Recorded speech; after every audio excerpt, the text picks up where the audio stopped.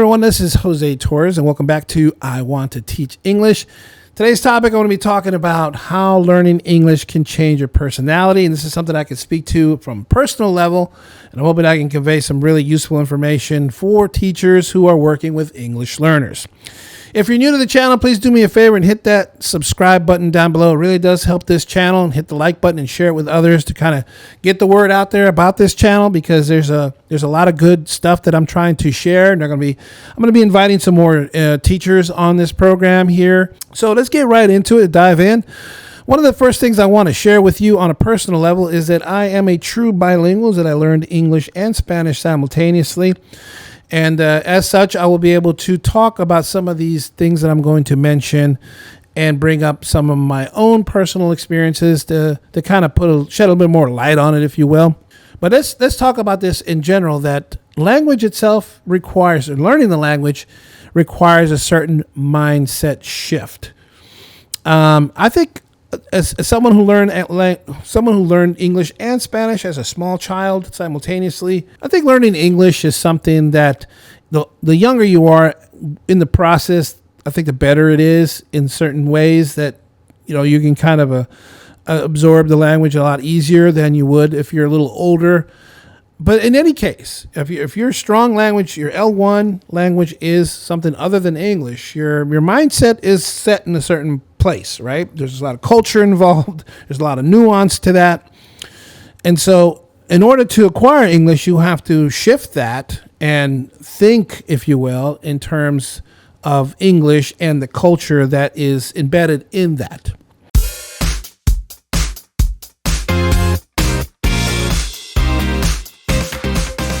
So I've said this before in other videos, that culture and language are inseparable. They're kind of intertwined. And you can really think about it in these terms, in that if you think in America, all right, you have certain subcultures, you have dialects of English, you have the Southern twang English, you have the Northern English, you have the different various regions within the country. You have a certain ways that people speak, and that is not just in the way they speak it, how they articulate the sounds that come out their mouths, but also some of the phrases that are unique to that particular region or that culture or subculture rather. And so the dialect shifts a little bit, and we know that as Americans, that you can tell a difference from somebody who comes from New York, and somebody who speaks from they're down south, So there's not just the way it's said. It's also the culture that is embedded in that, right? And so in order to learn English, because I think as just teachers, we're working with English, and it's a standardized English. It's an academic. Hopefully that's what we're reaching for. It's academic English. And so that is a really bland, like just a very general culture that doesn't really have the nuance. And that's kind of hard to get into that mindset. But that's what we're trying to do. And so it's a good idea to kind of share what those different cultures are to kind of help students along in getting into the mindset. Because let's face it, when they get out into the real world, they're going to be faced with speaking English and being spoken to by people of these subcultures in different dialects, and they have to try to decipher that. So it's best as teachers to kind of expose them to that and just have that conversation with them that, look, English is not just, what you hear coming out of an audiobook.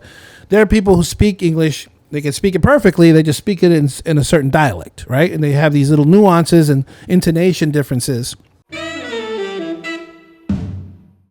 But here's the kicker for me, in that you have to kind of think in that language. And this is where the part where I'm going to share something a little bit personal with you, in that, yes, I am bilingual. I'm a true bilingual. And yes, I speak Spanish fluently. But here, anyone who knows me on a personal level, especially somebody who speaks Spanish fluently and is a native speaker, let's say somebody from another country, like my wife, for example, who's from El Salvador, even she is like, yeah, the way you just said that isn't quite the way it's expressed. And it's really because, and I know why, it's because I'm thinking in English, and in my mind, I'm trying to simultaneously convert that and translate that into Spanish. And so in that little microsecond that takes place in my mind, in my brain, is that little hiccup that makes it deliver differently.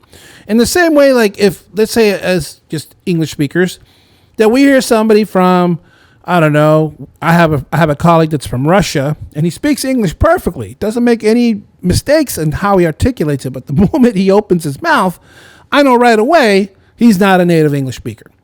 And it's not a knock on him or anything like that. I think everyone just knows that he's not from this country. You just can tell.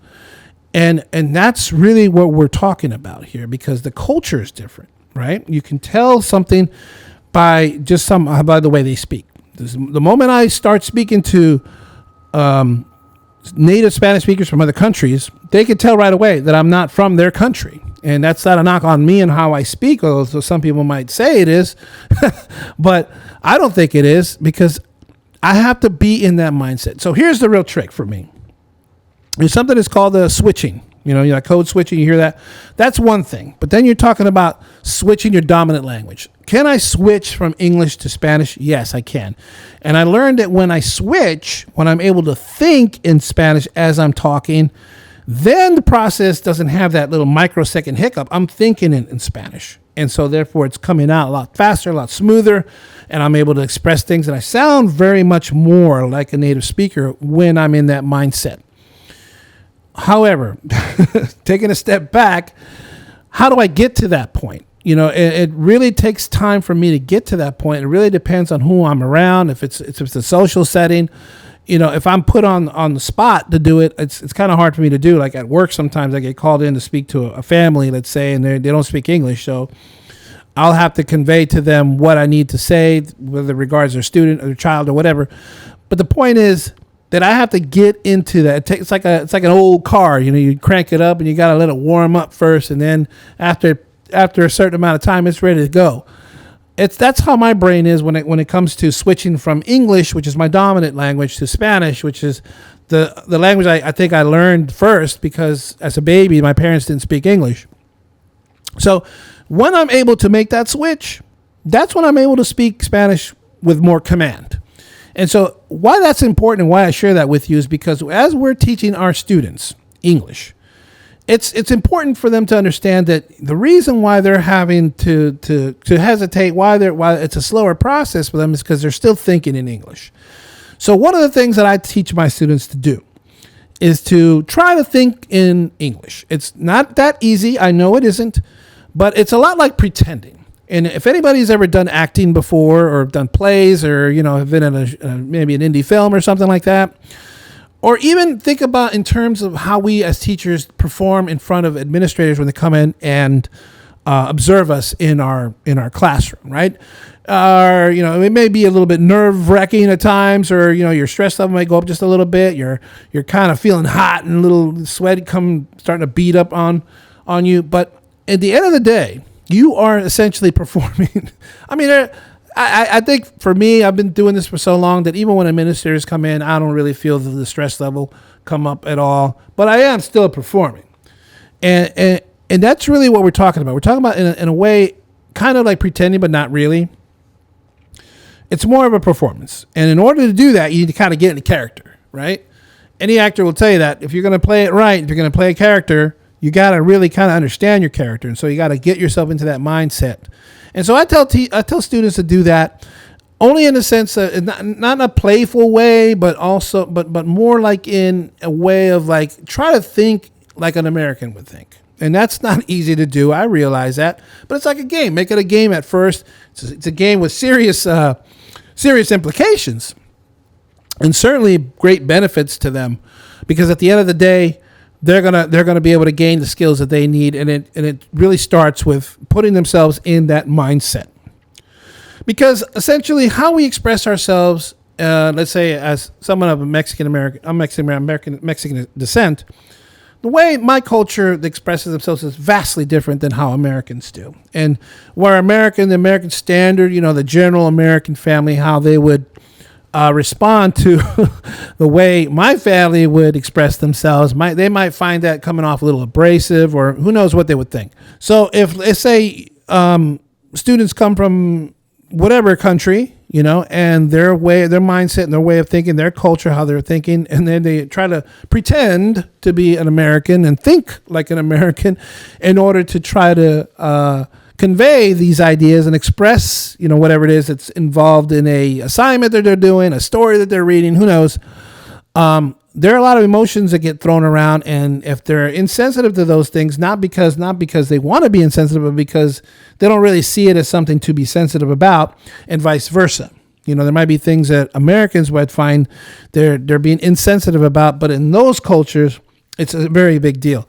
And so putting yourself in the mindset of an American, then it kind of helps them navigate what those nuances are, because they're not going to get swiftly offended or swiftly jump to a conclusion, and when you're dealing with thoughts and phrases and things of that nature that are expressed, they have to be talked about. And so you have to kind of break that down for them as a teacher as you go along. I'm not talking about something in one lesson. Obviously, this goes on for the course of an entire school year or beyond.